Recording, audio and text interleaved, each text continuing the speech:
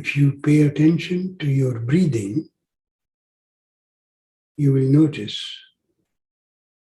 that when you inhale with your nose, it has a tone.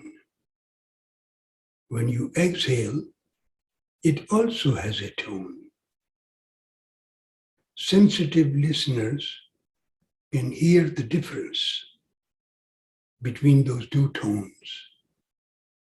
For our own spiritual development, when we want to tune a tambura, we want to tune it to the inhaled breath and exhaled breath. There are two types of notes that you can use for tuning. The first one, to your inhaled breath, and the rest of them with the exhaled breath.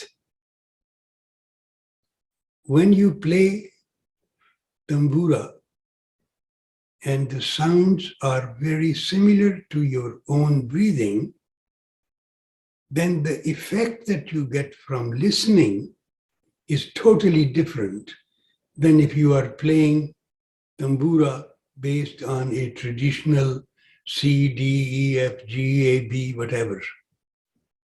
That is music. We are not making music. We are tuning the instrument to our own bass voice. Your bass voice is the sound of your breath. Of course, we can't tune the instrument exactly to the same tone because it will be so low.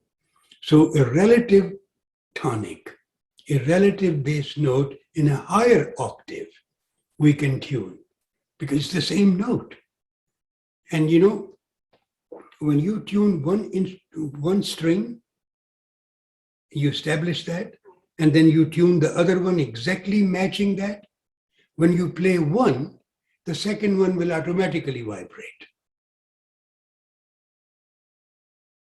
So therefore, if your instrument is tuned to your breathing, your resonance of the tambura will enrich the resonance of your breathing, ultimately reducing your average rate of breathing from maybe 20, 30, 40 breaths per minute, depending on how stressed and nervous somebody may be.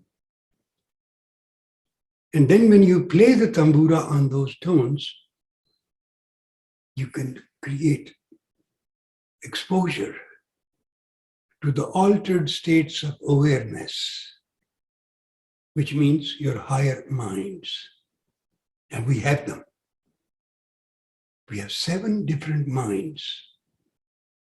That means we can perceive the reality from 7 different windows.